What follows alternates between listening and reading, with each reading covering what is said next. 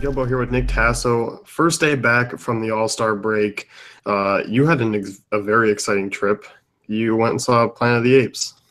I did. It was fun at 9:15 in the morning. So, never been to a movie theater that early, and there was 7 people totally in the theater, which was really nice because it's opening day of the movie and there was no one there. So I hate when people are there. I don't like people if you haven't figured it out.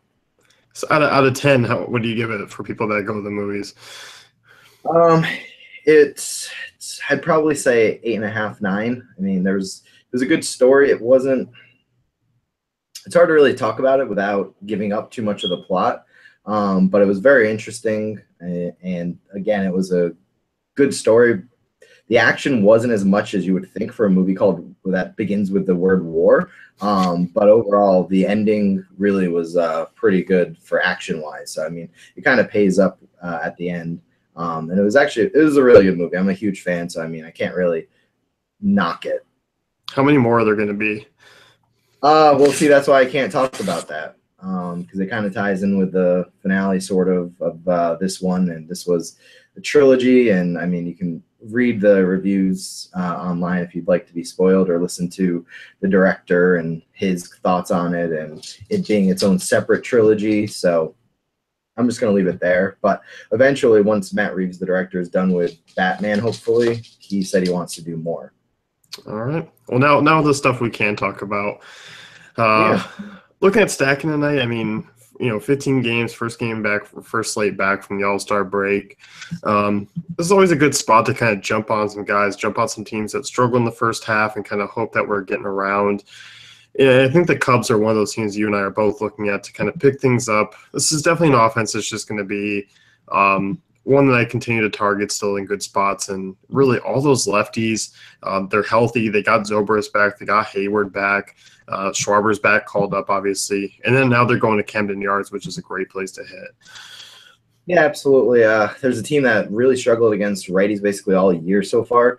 And you look at this team, they have a lot of potential, like you said, with the lefties. And there's just guys who really have underperformed this year in certain spots. So I definitely like him here going up against Gossman, who is up and down, kind of struggles a lot on the road, but still has a 4.5 ERA at home in Camden. And I kind of agree with you. I think things are going to go haywire for him. And you really can't discount them getting Quintana, because that kind of brings up the morale of everyone in that clubhouse. Yeah, I think so too. And now there's rumors that they're after Sonny Gray. So, I mean, they're definitely looking to still make that run.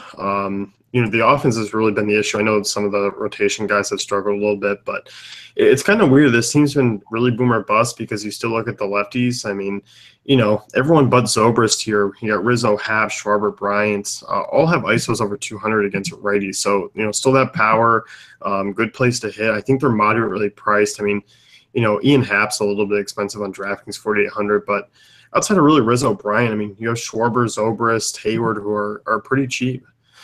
Yeah, totally. This is a team that really is, I'd say, has underachieved this year. You look into the start of the year, and they were locked into being World Series champs again, and they really haven't performed that well. So I think this adding Quintana is really going to jumpstart them, and if they get Gray, just watch out, and then you'll see things where the offense won't need to do as much because they'll actually have starting pitchers again who can keep them in games.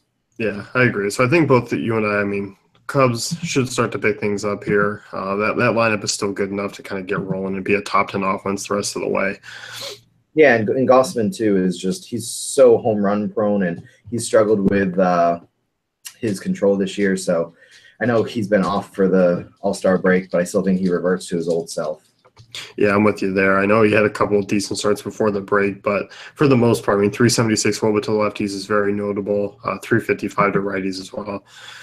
Absolutely. So, you and I both looking at Seattle.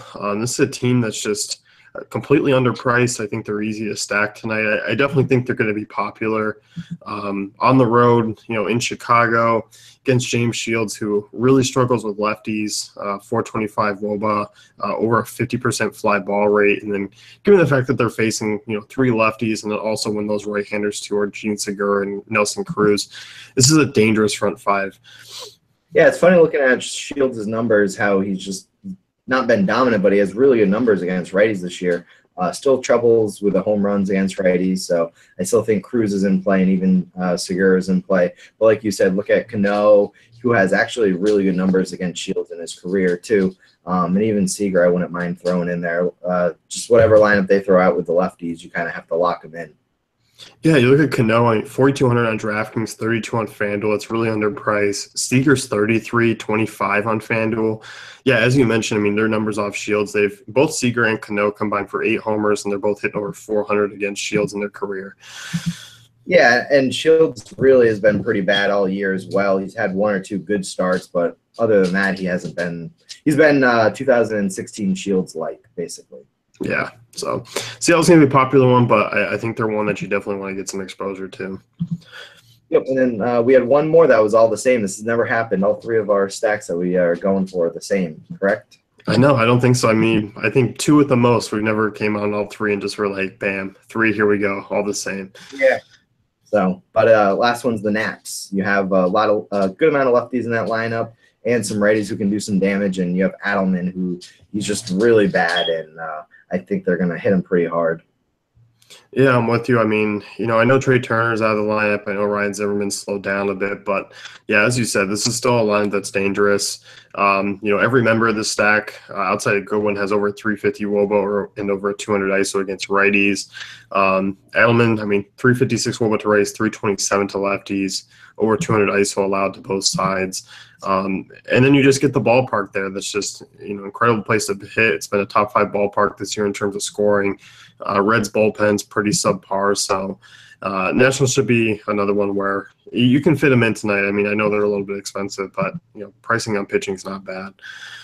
Yeah, I don't even mind throwing in Stephen Drew there. He's actually been okay batting now that Trey Turner's out, so I don't mind him. Obviously, he's not going to be in all of my stacks with the Nats, but taking a flyer on him isn't too bad. Yeah, no, I'm with you there if you need some value. All right, we'll see if we can differ a little bit here in terms of like our guys that are a stack that just missed our top 3. Who do you have? I kind of, I was looking here at, there were some spots that I wanted to target. I think Milwaukee's interesting. I think the Reds are interesting, but I think in terms of a complete stack, I want to kind of go Arizona, even though outside of the road.